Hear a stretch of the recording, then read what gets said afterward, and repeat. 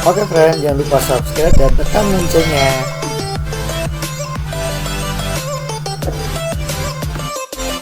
Oke friend, di sini diketahui kubus ABCDFGH panjang rusuknya 4, P dan Q berturut-turut titik tengah AE dan CG ya. Berarti P di sini, ini P sama CG di sini Q-nya. Ini Q-nya. Nah, jika alfa adalah sudut yang dibentuk EFGH,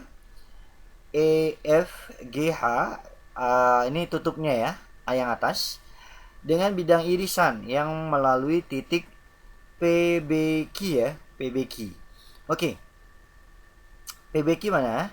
Berarti kalau kita tulis ya melalui PB sama Q ya. Nah kita tarik deh ya, ini 3 titik ini, P ke B, nah terus Q ke B, gitu ya. Nah namanya bidang irisan berarti ya kalau ada seperti ini kita tarik garis yang sejajar BQ deh ya. Nah ini bisa kita tarik agar melalui titik P. Nah ini kalau kita tarik ke kiri atas, maka sejajarnya dengan garis HP gini ya. Nah ini sejajar, gitu kan, ini sejajar. Oke. Nah maka bidang irisannya ya ini nih, apa namanya? Kalau kita tarik H ke Q, bidang irisannya adalah HQ BP. Nah seperti ini. Nah berarti sudut antara bidang BPQ BPHQ dengan bidang alasnya apa namanya tutupnya itu yang mana? Nah ini agak sulit sedikit ya, tapi ini bisa kita perlebar nih untuk bidang BPHQ-nya ya. Kalau kita perlebar sedikit, misalkan ini saya bikin seperti ini. Nah, ini kita perlebarkan. Nah, di sini berpotongannya.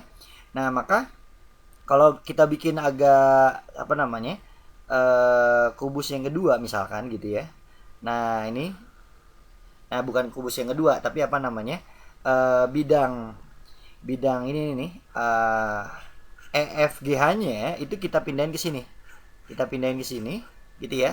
Jadi bisa kita geser gitu ya. Nah, nanti kalau kita pindahin ke sini, maka ini berpotongan dengan apa namanya?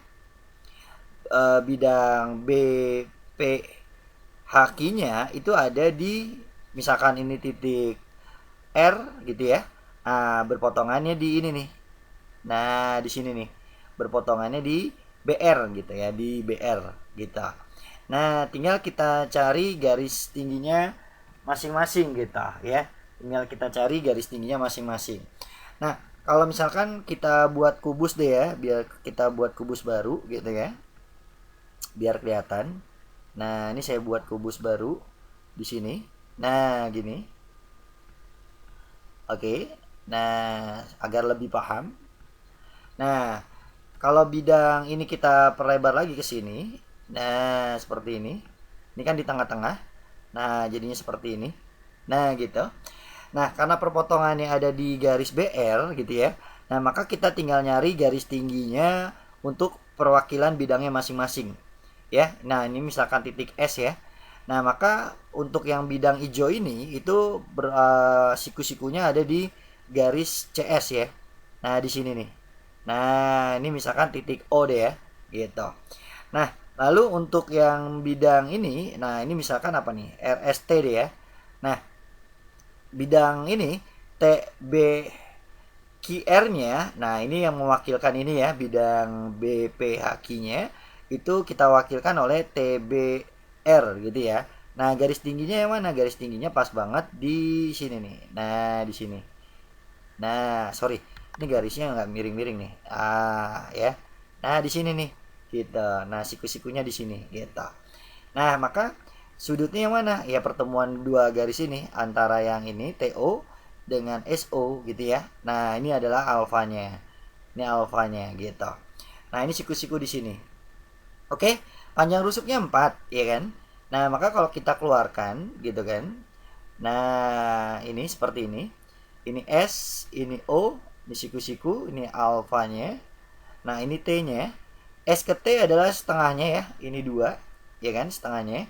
Terus S ke O adalah setengah diagonal sisinya, berarti 2 akar 2 gitu kan. Nah, untuk OT-nya kita cari pakai Pitagoras, ya kan. Nah, berarti 2 akar 2 kuadrat ditambah 2 kuadrat. 2-nya keluar, berarti sisanya akar 2 kuadrat ditambah 1 kuadrat. Berarti 2 akar 3. Nah, karena dicari sin alfa, berarti depan miring ya, demi. Depannya adalah 2, miringnya adalah 2 akar 3. Nah, tinggal kita bagi, lalu kita rasionalkan, dikali akar 3 per akar 3, jadinya 1/3 akar 3. Nah, ini sudutnya adalah yang E kita.